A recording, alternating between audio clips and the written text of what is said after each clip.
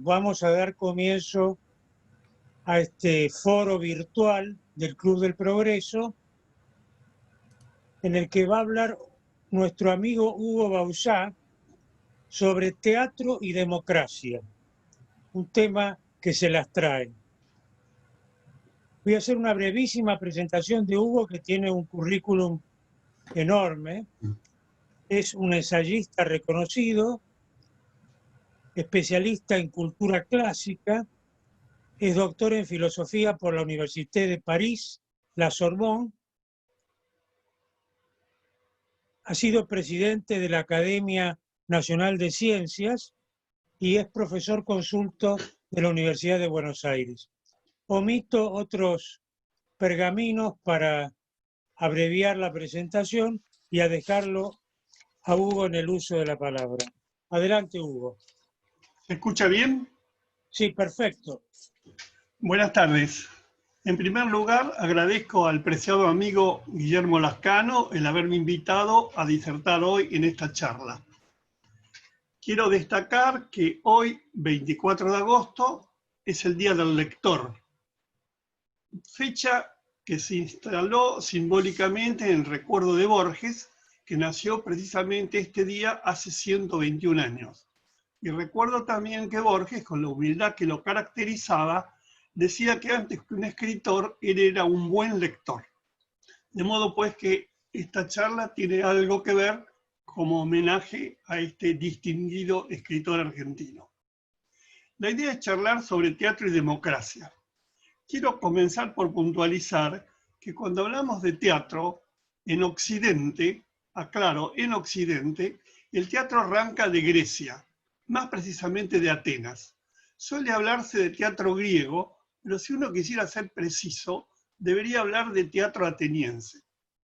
Esta modalidad escénica surgió a fines del siglo VI a.C. y fue instalada como una función social, política y religiosa por Pisístrato.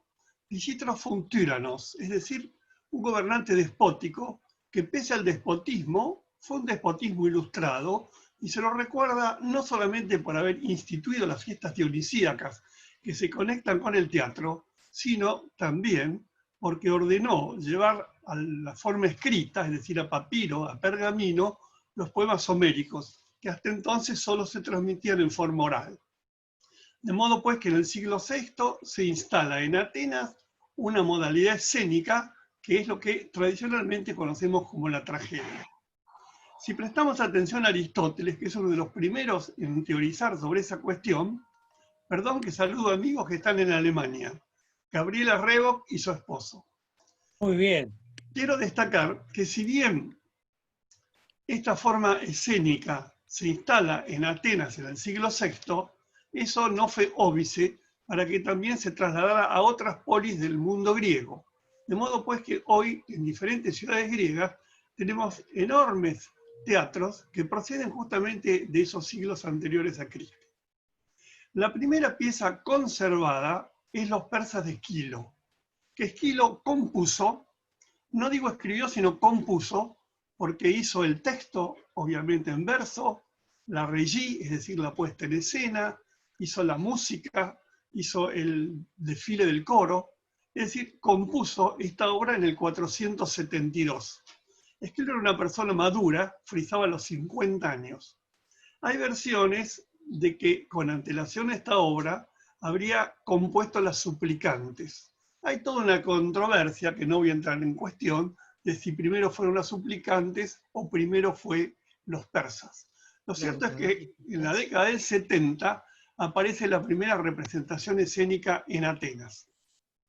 La última representación escénica en el mundo antiguo, también en Atenas, ocurrió en los años 406-405 a.C., en que se representó en forma póstuma una obra de Eurípides que fue Las Bacantes. Quiere decir que si miramos ese arco temporal, habría habido en Atenas un lapso aproximadamente de 70 años en que se dirimió el género trágico. Y cabe recordar que este género es solidario con la democracia. A partir del momento en que Grecia entra en crisis, reconocida a partir de la guerra del Peloponeso, el género trágico en la antigüedad clásica decae. Quiero recordar que, si bien Atenas fue una democracia, habría que destacar que fue una democracia sui generis. No votaban las mujeres, no votaban los esclavos, no votaban los metecos. Y más aún, la democracia ateniense degeneró en imperialismo, cosa que le fue censurado por los lacedemonios, es decir, los espartanos, que evidentemente montaron contra Atenas una guerra crudelísima que Atenas se sintió perdedora. Es un momento crítico porque en Atenas en ese momento sobrevino la peste que diezmó en 1/3 aproximadamente la población del Ática, y también murió Pericles, el strategos, el comandante en jefe.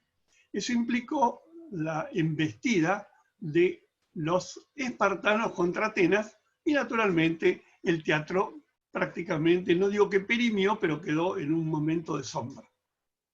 Quiere decir que si hablamos de teatro griego, nos centramos específicamente en ese lapso que va entre los años 470 aproximadamente hasta la representación de las Bacantes de Eurípides, obra póstuma que Eurípides habría compuesto en un destierro, no se sabe si forzado o no, en Macedonia, donde este extraordinario dramaturgo encontró la muerte. De manera pues que quiero destacar que en Grecia el teatro fue solidario de la democracia. Y eso también se advierte en otros países. Sabemos muy bien que las dictaduras se ocuparon en censurar el teatro, porque el teatro es un espacio cívico donde se ventilan los problemas de Estado.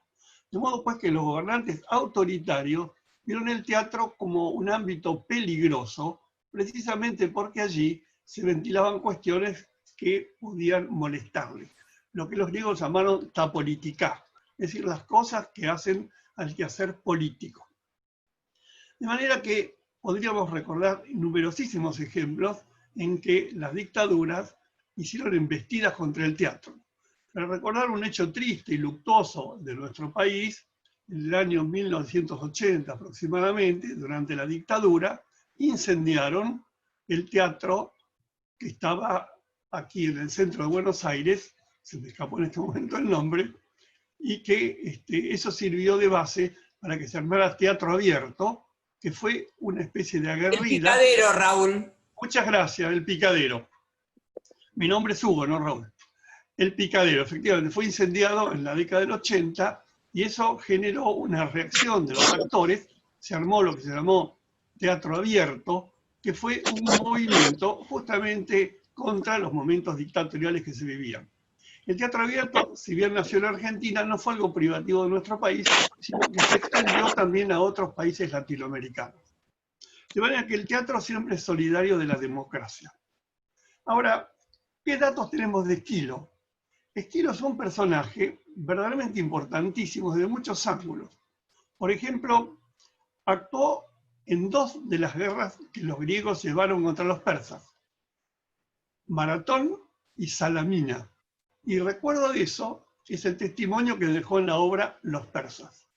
Pero Esquilo, si bien fue un dramaturgo de altísimo vuelo, al extremo de que varias veces obtuvo el primer premio en las competencias dramáticas, las fiestas dionisíacas, Esquilo entendió que su mérito era haber sido soldado de Maratón.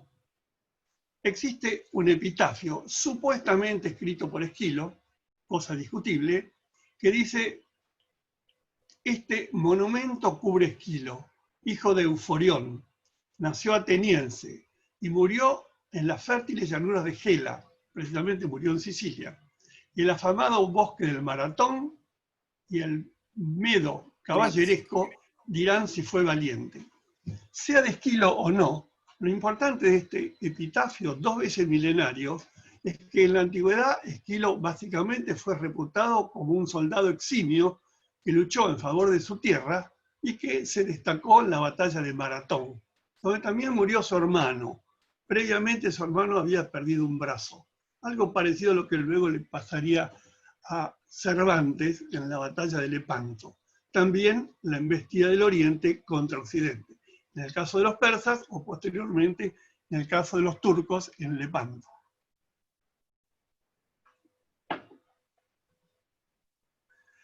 Los datos que tenemos de Esquilo nos lo proporciona la antigüedad clásica. Incluso sobre él, Aristóteles, en la Poética, hace largas exposiciones y destaca la jerarquía de su arte dramática. Pero de la antigüedad tenemos otros datos. Existe lo que se llama el Marmor Parium, es decir, el mármol de la isla de Paros. Es una enorme inscripción escrita en mármol, más o menos de unos 3 metros de largo, donde constan las obras de los principales autores dramáticos. Esa enorme pieza, el mármol blanco, el famoso mármol de Paros, estuvo quebrada en 2 partes. Una está actualmente en Grecia, en el Museo Arqueológico de Atenas, y la otra parte, como ustedes quizá imaginen, está en el British Museum, en la sala griega del 3er piso. En este mármol tenemos testimonio de que Esquilo no fue el primer dramaturgo. Existen otros nombres. Por ejemplo, tenemos Tespis, Quirilo, Frínico, un satírico Prátinas, que habrían antecedido a Esquilo en el arte dramática. Pero es realmente Esquilo el primero que a esta forma originariamente religiosa le dio un carácter escénico. Porque como muy bien dice Aristóteles, el teatro nació en homenaje a Dioniso. Se entonaba un canto, el ditirambo, y según Aristóteles, el teatro habría sido una derivación de los que entonaban el ditirambos, es decir, el canto en homenaje a Dioniso. Dioniso es el dios de la energía, el dios de la vida, el dios de la vitalidad, al que alegóricamente se lo relaciona con la vid, con el culto de la vendimia. Aparentemente los romanos llamaron Baco, y la gente dice Dioniso griego o Baco romano. Atención, porque la palabra Baco, Bajoma, es una palabra griega. Son justamente las cualidades de esta deidad energética. Así que los que procesionaban en homenaje a Dioniso armaban un coro y hablaba el coro con esta estatua. Evidentemente la estatua no podía contestar. En consecuencia, alguien asumió el papel de corifeo y se armó un diálogo entre el corifeo, que representaría a Dioniso, y el coro. La gracia de Esquilo fue haber introducido un segundo personaje, un deuteragonista. Por lo tanto, ya tenemos allí una base teatral. Posteriormente, como recuerda el citado Aristóteles, Sófocles añade un tercer personaje, un triagonista. Y Sófocles además incorpora el decorado, además de producir otros movimientos escénicos. Aumentó el número de coristas, etc. En consecuencia, Esquilo pasaría por ser el creador de la tragedia. Y así precisamente lo bautizó un famosísimo helenista de Oxford, el oxoniense Gilbert Murray, en un trabajo celebérrimo y muy citado que es Aeschylus, the Creator of Tragedy. Esquilo, el creador de la tragedia. Trabajo memorable que yo sepa no está traducido. Pero a partir de esa designación o bautismo que le hizo Murray, Esquilo queda como el padre de la tragedia. Y recuerdo que la última tragedia conservada fue Las Bacantes de Eurípides, y esa en la cual el dramaturgo pone en escena el desmembramiento ritual, la homofagia de Penteo, realizada por su propia madre, precisamente por haber desoído los mensajes del dios. Y ahí hay una gran polémica de si es lícito que en el teatro se pongan en escena situaciones cruentas, crudelísimas, como fue esa muerte por despedazamiento de Penteo. Así que ahí se armó una larga cuestión. A partir de todas estas introducciones, quiero comenzar a destacar algunos aspectos, para lo cual voy a leer algunas páginas. Entre tanto, voy a hacer comentarios. La tragedia griega, más que reflejar la realidad, la cuestiona, según reitera Vernant en varios de sus trabajos, siendo este cuestionamiento quizá el rasgo que determina su dinamismo y que le confiere inveterada vigencia. Este espectáculo escénico es también reflexión crítica, indagación estética y en cierta manera mensaje ético. La tragedia ha influido decisivamente en la organización social de la polis helénica, gobernada más por leyes impersonales y uniformes que por actos arbitrarios de un déspota. Del mismo modo que la consolidación de la polis ha servido de sustento imaginal del género trágico. Advertimos también en esta especie dramática un sinnúmero de asuntos concomitantes con lo anteriormente citado, tales como su parecer sobre lo nefasto de las guerras, las consecuencias deletéreas e insospechadas de la hibris, la constitución del Estado, hasta culminar en la democracia, apoyada esta en un equilibrio de fuerzas siempre a punto de quebrarse. Reitero la frase. La democracia, apoyada esta en un equilibrio de fuerzas siempre a punto de quebrarse. Se destacan también la tensión entre mito y logos, el contraste entre la omnipotencia divina y la nimiedad humana, el estrecho y riesgoso margen que separa lo público de lo privado, o entre otros, el recordarnos estamos sostenidos por bemoles, como se advierte en el teatro de Sófocles.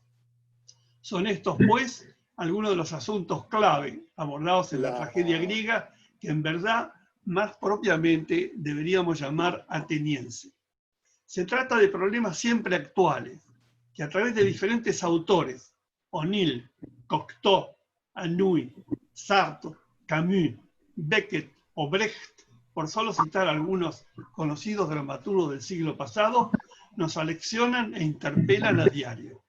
Empero, de todas estas cuestiones, la cuestión básica atañe a lo político, y es en este punto donde esta especie dramática se impone como un laboratorio, en el que, a la vez que se presentan en escenas asuntos que atañen a la conformación de la polis, se los discute y se los cuestiona.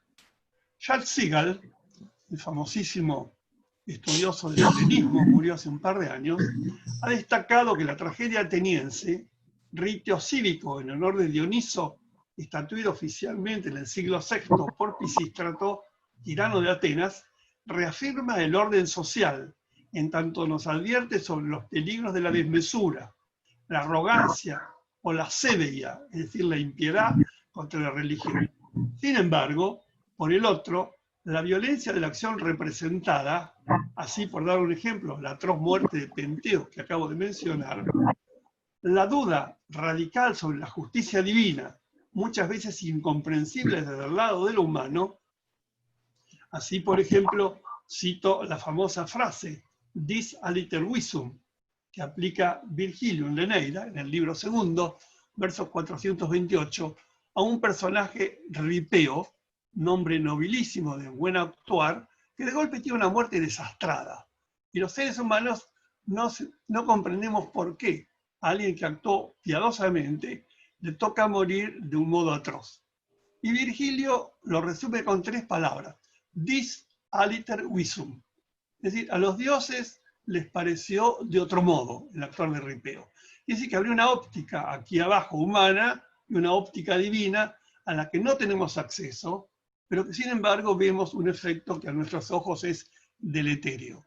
Esa frase dis aliter visum la utilizó una estudiosa argentina, María Rosalía de Meikel, y lo puso como epígrafe de su valioso estudio sobre Sófocles.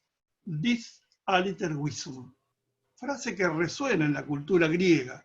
Por ejemplo, Kazantzakis vuelve a tocar ella cuando en un relato muy famoso, en la Carta al Greco, habla de la muerte de una criatura, cosa incomprensible para nosotros los hombres, pero tal vez a los dioses les pareció de otra manera. De ese modo, esta especie dramática se impone como un laboratorio, en el que a través de la desestructuración de la organización tradicional se ensayan otras formas de sociedad y de convivencia.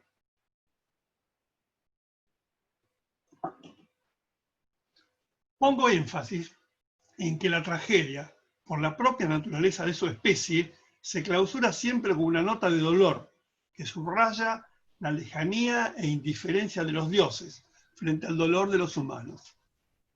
Las tragedias griegas no estaban destinadas a un público amateur de teatro, sino a todo el cuerpo cívico de la polis, que asistía a representaciones en las que se ponían al descubierto la tensión entre un pensamiento mítico tradicional y la racionalidad incipiente del siglo V.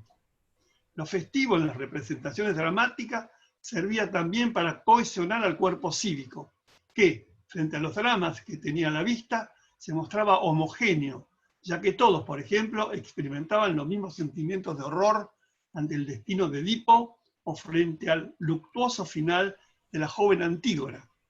Y homogéneo también porque, como en la fiesta dramática, transitoriamente se anulan las diferencias y oposiciones, el cuerpo cívico se encontraba como soldado en mutua pertenencia, identidad en la incertidumbre ante el lado impredecible de la fatalidad. Frente a la actitud cívica considerada en la tragedia, hay que destacar que la política constituía un aspecto clave del hombre griego, quien asistía a las representaciones no solo como espectadores, sino también en tantos ciudadanos. Para el griego los asuntos que concernían a todos debían ser debatidos públicamente, una especie de catarsis colectiva, o en lenguaje moderno, una suerte de sesión psicoanalítica en común.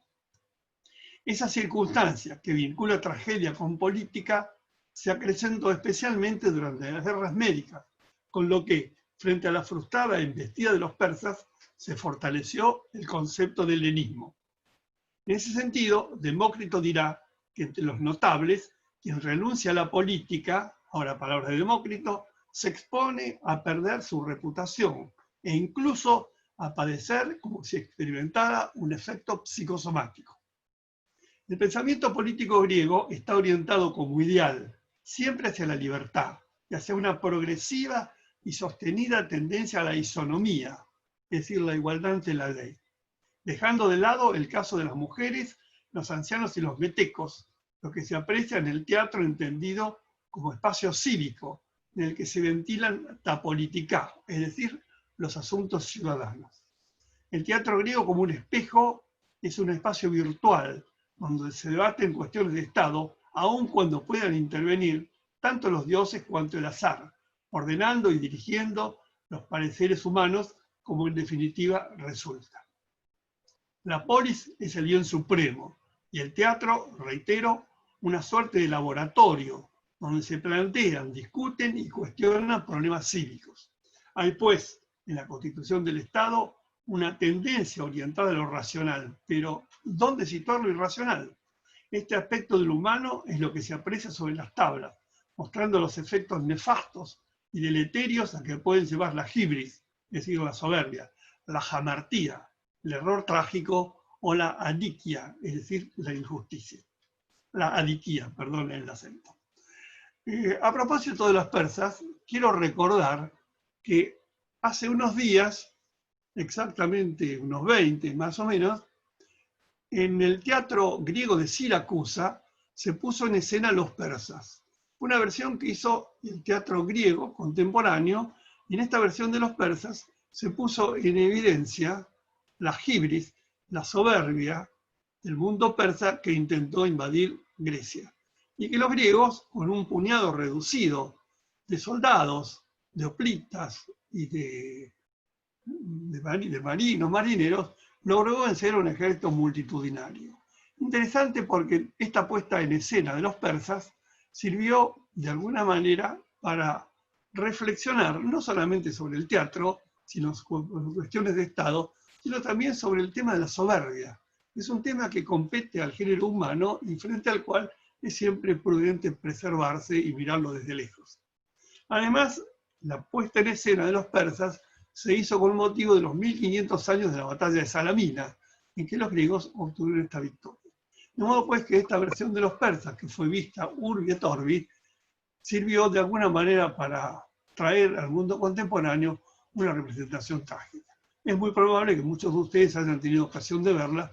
Fue una opinión, en mi opinión, espléndida, a pesar de que algunos especialistas en teatro hicieron algunas objeciones, dijeron que estaba muy contaminada con elementos del teatro japonés, etc.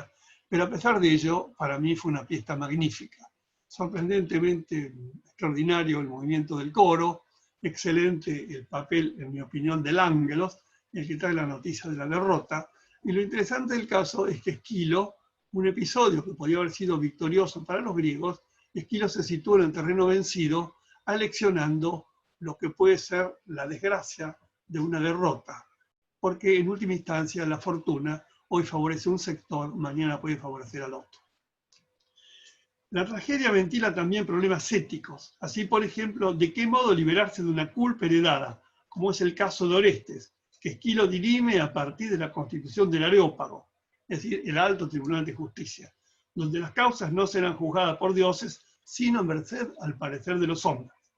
En esta trilogía, que me atrevo a juzgar sublime, el poeta trágico, mediante la instauración de la justicia, echa por tierra el viejo precepto de que la sangre se paga con sangre, con lo que anula una postura vengativa y retardataria para proponer una posible vía de conciliación. En ese sentido, Goethe, en una famosa carta al canciller von Müller, le dice que la Orestía no es propiamente una obra trágica, ya que al final se soluciona el conflicto, habría un happy end. La entiende Goethe como una pieza dramática en la que sí hay situaciones trágicas. En tal sentido, la tragedia deja entrever un aspecto reparador y formador, orientado hacia la ética. En el teatro, el saber no monológico es reanimado, corregido y desarrollado porque se trata del fundamento ético e intelectual del político. Somos conscientes de que terminada la tragedia, perdurarán los conflictos, pero es lícito que nos preguntemos, ¿qué hubiera sido de la polis sin la fiesta? Precisamente porque la tragedia era una fiesta cívica, en homenaje a Dioniso. Hegel, en su estética, al hablar de este género dramático, lo entiende como el grado más elevado de poesía y de arte. Fin de la cita de Hegel. A la vez que señala que la conformación del imaginario occidental inciden más enfáticamente, por ejemplo, las figuras de Antígona o de Edipo, inmortalizadas por los dramas griegos, que cualquier personaje novelístico, por importante que fuere. Así pues, la poesía dramática griega ha modelado el canon de pensamiento en el que aún hoy nos movemos, pese a 2000 años de cultura cristiana. La tragedia griega nació con la democracia y comenzó a languidecer cuando esta forma de gobierno comenzó a declinar debido al progresivo avance de lo que ha dado en llamarse el imperialismo ateniense. Con lo cual, reitero, Esquilo, a través de los persas, advierte los peligros de la desmesura. El rey persa cometió la desmesura de establecer un puente en el Helesponto, en el Bósforo, con lo cual habría irritado en una mirada mítica a los dioses y debió haber pagado esa culpa. Conviene preguntarnos, ¿cómo es posible que los griegos, que siempre condenaron todo tipo de violencia, hayan podido crear un género literario que conocemos como tragedia, especie ligada naturalmente a la violencia? Esta forma de sin razón, que opera como nudo argumentativo de las piezas, se la advierte en sus temas. Por lo general, cruentas leyendas mitológicas seguramente fundadas en primitivos hechos reales, acrecentados más tarde por la fantasía del folclore. Así sucede con la trágica familia de los Atrídas, la no menos trágica de los Lardáceras, por no hablar de Medea o Filoctetes, por ejemplo. Aristóteles quiere explicar ese hecho argumentando en su poética que la recurrencia a tales ejemplos provocaba en los espectadores temor y piedad, ya que la violencia volcada en la escena suscita esos sentimientos. Para el filósofo, tales representaciones trágicas provocaban en los espectadores la catarsis, vale decir, la purgación de las pasiones. Sobre esa delicada y debatida cuestión, nos atrevemos a señalar que esta especie dramática, si bien expone abiertamente la violencia, está lejos de aprobarla o admitirla. En ese sentido, Jacqueline de Romilly, una de las más grandes helenistas del mundo contemporáneo, murió ya hace unos años, era profesora del Collège de France, plantea que las tragedias griegas son casi siempre un comentario que deliberadamente denuncia el carácter odioso de la violencia, antes que el mero propósito de mostrarla. Los griegos, sostiene la estudiosa, deben de haber sentido tal repulsión por hacer explícita la violencia al extremo de que nunca pusieron en escena asesinatos, muertes o suicidios, a diferencia, por ejemplo, del teatro de Shakespeare, que se regodea con escenas truculentas donde la sangre corre por doquier. Modalidad escénica hoy a la stage acrecida, merced al cine y a la televisión, que muestran tantos desbordes, hoy muy del gusto de la audiencia, a diferencia de la tragedia clásica que evitaba mostrarlo. Claro, el teatro griego es un teatro discursivo, un teatro del concert, es decir, las escenas violencias no ocurren en escena, sino que ocurren tras bambalina, y hay un ángelos, un mensajero que viene a contarla. En el teatro griego del siglo V, los comentarios condenatorios de la violencia están por lo general en las voces del coro, que si bien no participaba de la acción, reflexionaba sobre ella, extrayendo sus conclusiones e influyendo sobre el ánimo de los espectadores.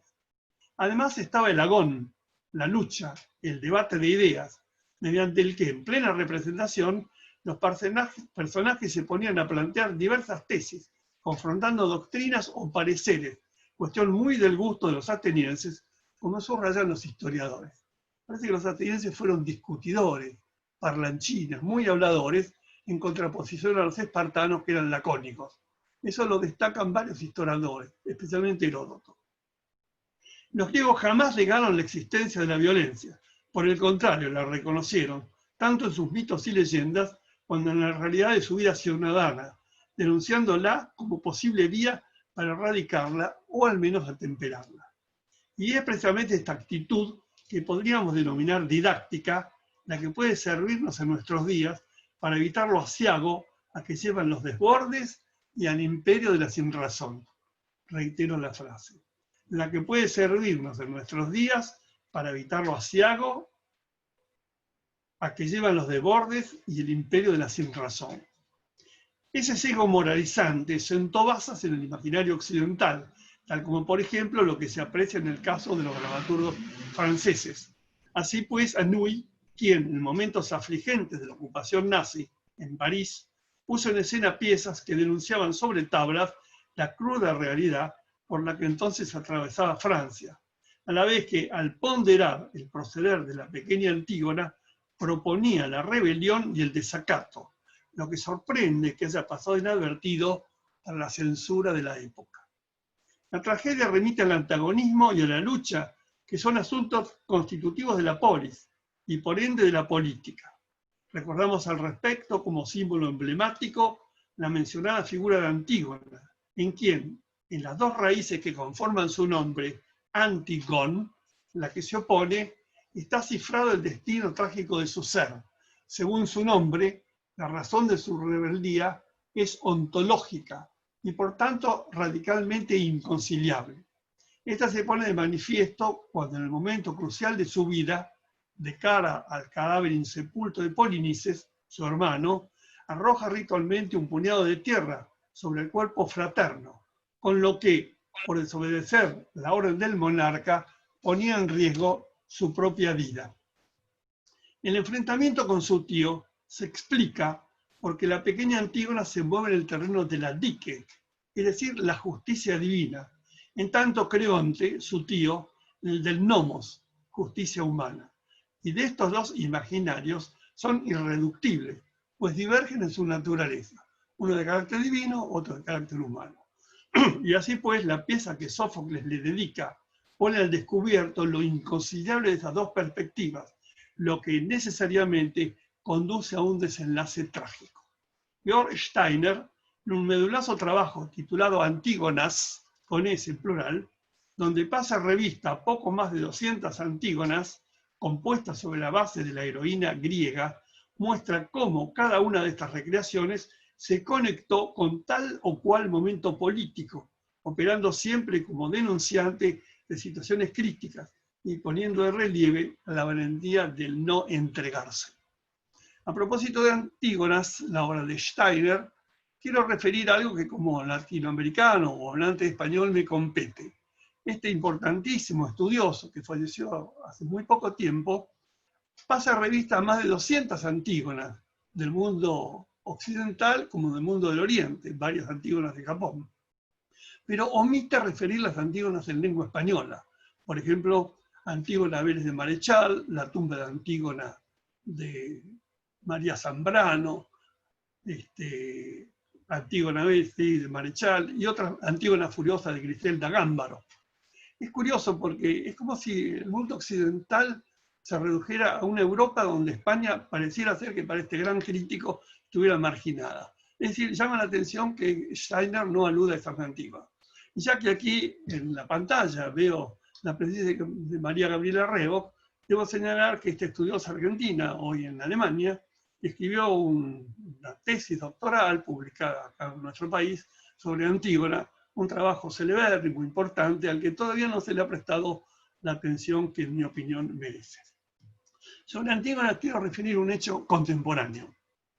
En Mérida, en España, y en Mérida Augusta, aclaro, la Mérida de España, hay un teatro que es el Teatro Romano. Este teatro arranca de la época de Augusto. Lo construyó Agripa, es decir, el yerno de Augusto. Es un teatro clásico, tradicional, hecho en piedra. No es un teatro enorme, pero sí es un teatro excelentemente conservado y además que sobresale por su arquitectura y por los restos de las estatuas que todavía en él existen.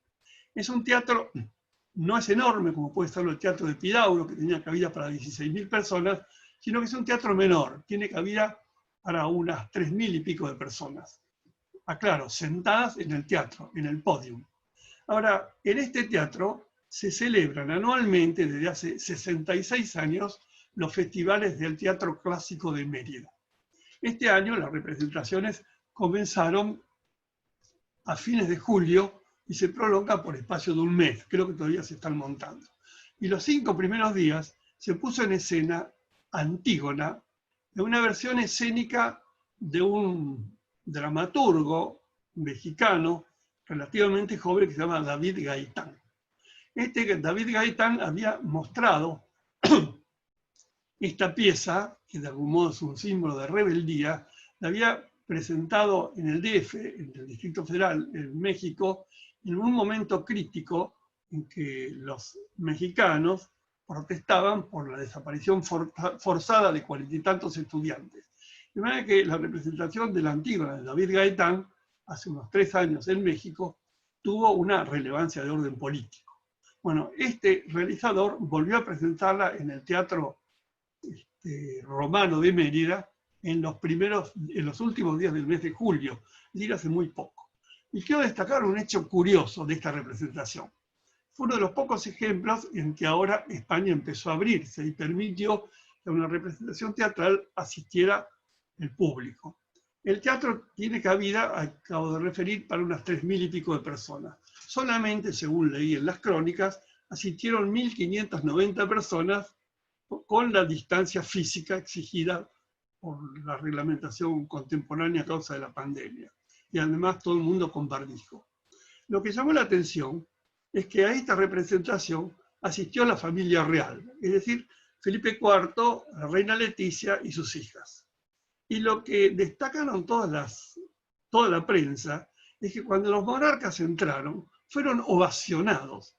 Justamente es curioso porque España es un país donde hay una lucha entre republicanos y monárquicos, sin embargo los monarcas fueron ovacionados. Lo llamativo de la pieza de Gaitán es que él no sitúa el conflicto entre la ley divina y la ley humana, sino que lo sitúa en el campo estrictamente de lo humano. Esa es la innovación de lo que hizo este dramaturgo con una obra clásica como es la pieza de Esquilo.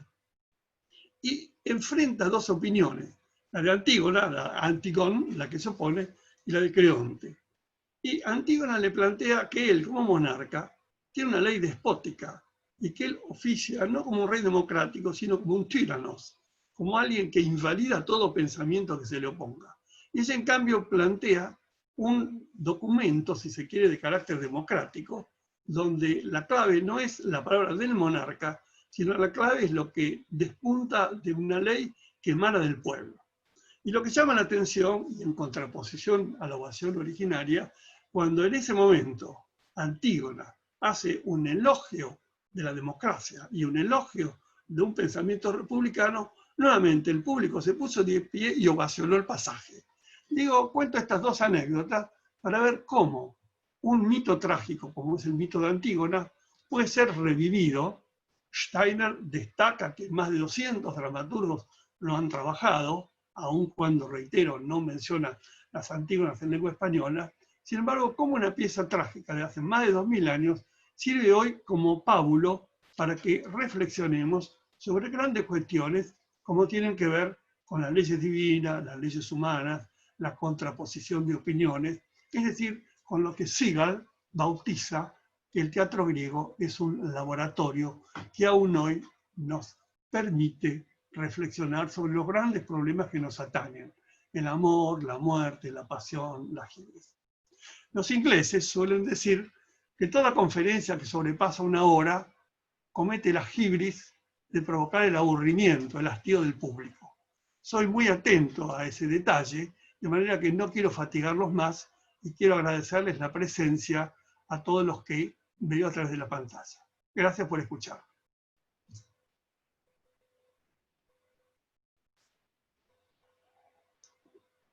El doctor Lascano está hablando, pero está silenciado en la pantalla. Tendría que... Ahora se escucha. Sí, bueno, muchas gracias a vos, Hugo, por tu magnífica exposición, que supongo que a todos nos ha dejado pensando. Antes de dar cabida a las preguntas, te quiero contar que yo, siguiendo tu consejo, vi y le presté mucha atención a los persas de Esquilo, que me señalaste como que se iba a representar hace 2 o 3 sábados, creo que fue. Y una cosa que me llamó la atención, vos ya me la aclaraste, y es que los personajes centrales son los derrotados, son los persas. Esto ya me lo aclaraste hace un momento. Pero otra cuestión que me llamó la atención, y tal vez tenga alguna explicación más moderna, es que en la traducción en algún momento se leía idioma antiguo. ¿En qué idioma se representó y qué es el idioma antiguo que aparecía en ciertas ocasiones? La pieza se representó en griego moderno, pero hubo muchos parlamentos que fueron en griego antiguo. De manera pues que cuando en pantalla se aclaraba idioma antiguo, aludía a que era el texto griego puro. Ok, muchas gracias. Antes de darle la palabra, perdón. Sobre el tema del griego antiguo y del griego moderno, en Grecia hay una disputa enorme que tiene relieves políticos entre los que consideran que el griego antiguo no tiene nada que ver con el griego moderno y la corriente, llamémosle nacionalista griega, que dice que no, que el griego moderno es una continuidad del griego antiguo, que sufrió variaciones por los 9 siglos nefastos de la invasión turca.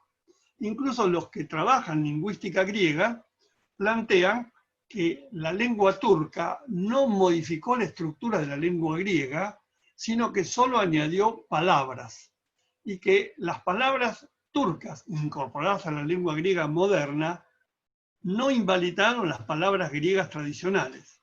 Por ejemplo, kefalé en griego es cabeza, pero hay otra palabra para decir cabeza que es la palabra de origen turco, y esta segunda se utiliza cuando se habla de cabeza dura. Quiere decir que los griegos todavía establecen una distinción muy notoria entre mantener una base pura de la lengua griega clásica, a diferencia de la influencia de los 9 siglos de invasión turca. Bueno, antes de pedir la palabra a otras personas, al doctor Regúnaga, quiero señalar que tenés presente a la familia Rebock de Alemania y a Eduardo Hurtado de Mar del Sur, tu compañero de La Plata, que es vecino mío allá sobre el mar. Le doy la palabra entonces ahora a Carlos Regúnaga. Buenas tardes, Hugo. Excelente tu presentación, como siempre. Un comentario y una pregunta. El comentario es que Silvia y yo vimos con gran gusto la representación de los persas porque vos nos avisaste oportunamente. Y haciendo esta conexión a la que te referiste de que ciertas representaciones de tragedias antiguas de todas maneras pueden tocar un nervio sensible en situaciones actuales, yo percibí en la presentación que se hizo antes de que comenzara la obra un fervor nacionalista que llevó a aplausos muy efusivos, porque Grecia en este momento está enfrentando una amenaza de Oriente, una amenaza de Asia, con el avance de los turcos sobre campos o yacimientos petrolíferos que están en disputa entre los dos países. De manera que yo noté esto en el inicio de la representación. Y la pregunta se refiere a la obra Las Troyanas de Eurípides. Yo vi en el Teatro Coliseo hace unos años la representación de la versión moderna de Sartre, basada en la segunda versión de Las Troyanas de Eurípides. Y ahí se mencionaba, pero yo no pude encontrar después, que la primera versión de Las Troyanas de Eurípides había provocado un rechazo muy grande en Atenas cuando fue presentada, por alguna razón. Yo no sé si era porque era demasiado fuerte o porque ofendía el hecho de que era tan negativa con respecto a los griegos en su tratamiento con las princesas troyanas. Lo que se decía es que Eurípides había tenido que escribir nuevamente la obra, y no sé si se sabe cómo era la otra. Sí, hay dos cosas. La versión que se hizo en el Teatro Coliseo, yo la vi, es la versión que hizo Schumacher. A mí no me agradó mucho. Incluso creo recordar que había puesto en escena, para mostrar lo bélico, una gran cantidad de televisores donde sí pasaban escenas truculentas de guerra, bombardeos, etc. Es decir, que había ayornado la pieza.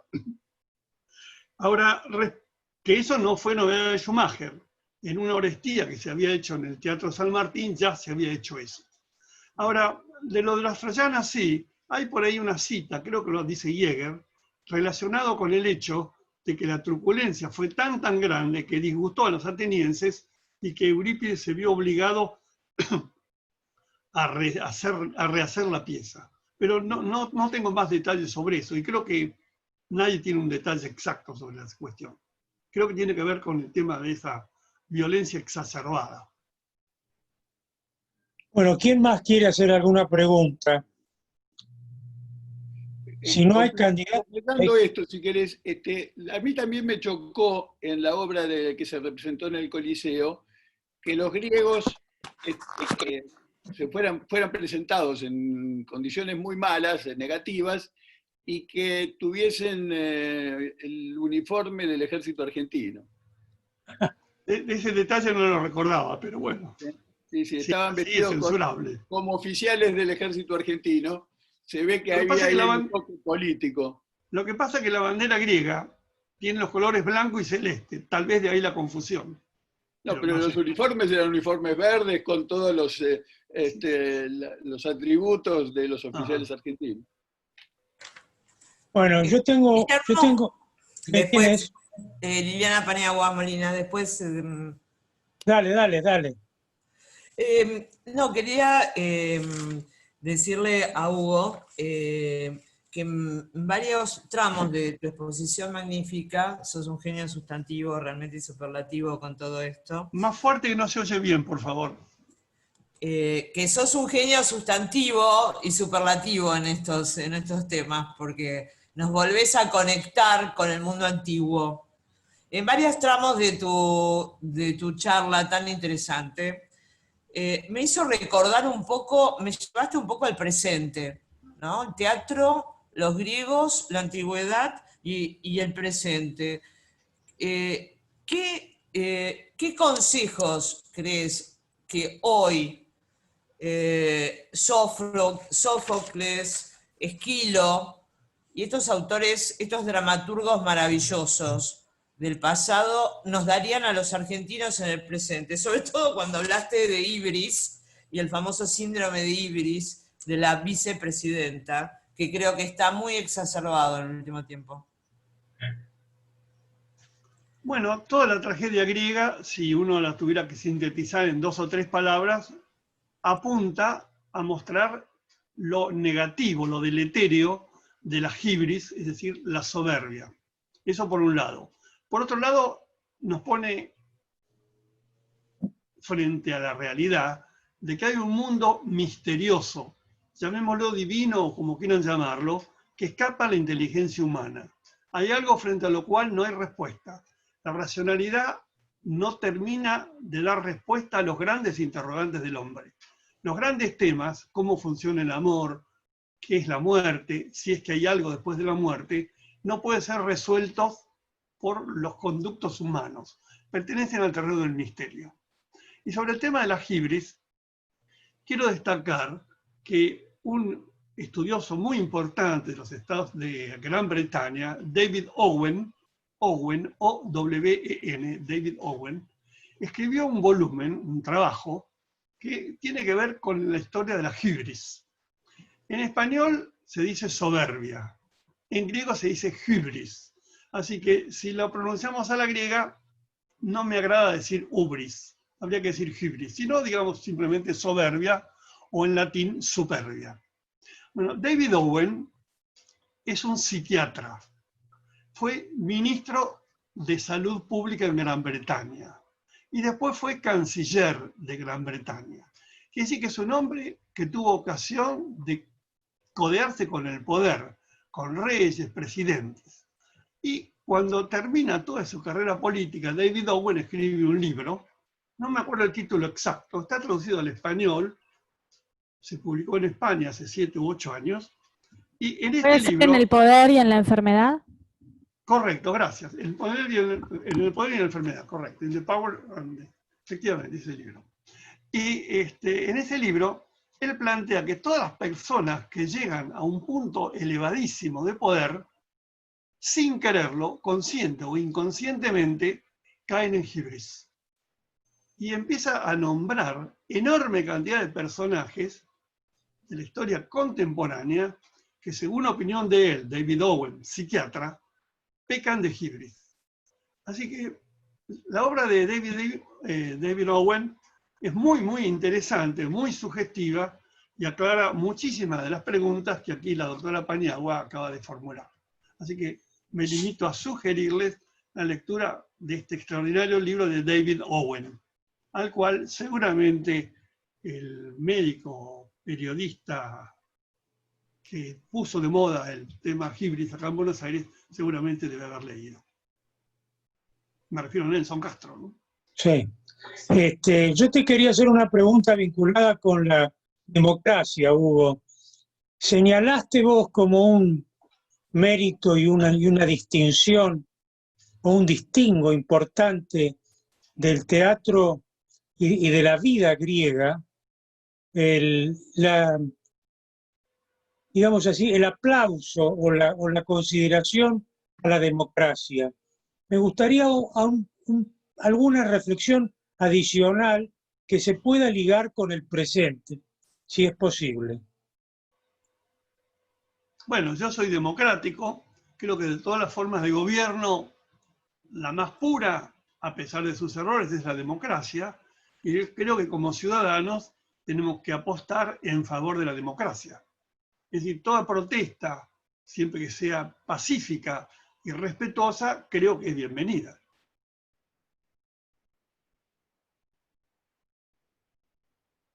Muchas gracias. ¿Sí? Si no tenemos más preguntas, yo le voy a agradecer enormemente a Hugo la deferencia que tuvo de ilustrarnos, no solamente relatando su visión del teatro griego, sino la importancia del teatro griego en la vida contemporánea y en la historia.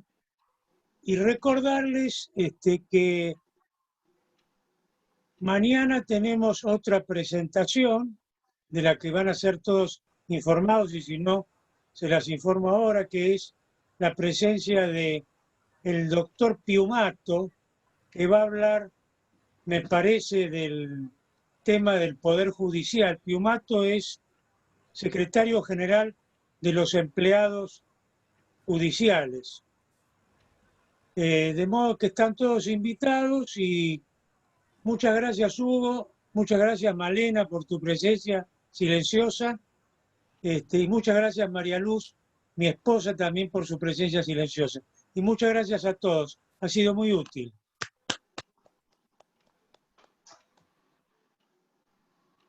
Gracias, Muchas gracias. Gracias. Y saludos, Malena. Muchas gracias y buenas en la noches. Gaceta vamos a tener 2 colaboraciones de Hugo, así que los que quieran seguir escuchando su palabra, vamos a tener 2 colaboraciones de Hugo en esta Gaceta de septiembre. Gracias. Pasamos el aviso. Muy bien. Muchísimas gracias. Gracias Roberto, gracias a todos. Interesantísima. Gracias Hugo, un abrazo Gracias. grande. Cuidame en la Gracias. casa, Hugo, Eduardo. No sabías Gracias, que Eduardo Hurtado era vecino tuyo en Mar del Es Sur. vecino, Un es saludo vecino mío en Mar cordial. del Sur. Sí, acabo de escucharlo. Sí, tengo un recuerdo muy lindo de ustedes. Bueno, Gracias. un abrazo a Patricia. Saludos, Eduardo. Saludos. Gracias. Hugo. Hasta luego. Gracias, Hugo. Adiós, Malena, un beso, Roberto, acá y Alicia desde el campo. Hola, hola, hola. Hasta luego. Hasta luego. Bueno, gracias por... luego. Nos vamos entonces. Hasta la No. próxima. Gracias, Bueno, Román. pasá el dato para mañana. Sí, por supuesto. Hora y demás. Chao. Chao. Mato no es Bausán, ¿no? Ahí.